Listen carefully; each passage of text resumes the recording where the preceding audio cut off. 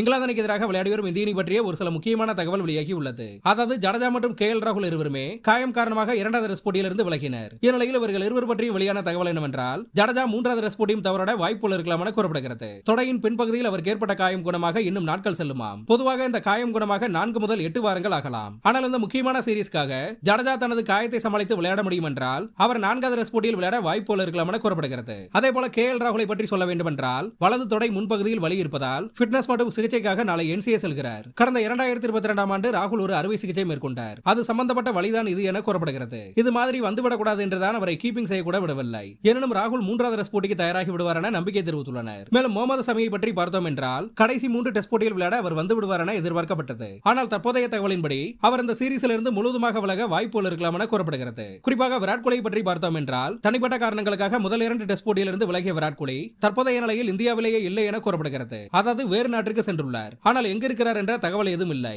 இதனால் மீதமுள்ள போட்டிகளிலும் கோலி விளையாடுவாரா என்ற கேள்வி தற்போது எழுந்துள்ளது. எனவே இந்த 2வது டெஸ்ட் போட்டி முடிவதற்குள் கோலியின் நிலை என்ன என்று தெரிய வரும்.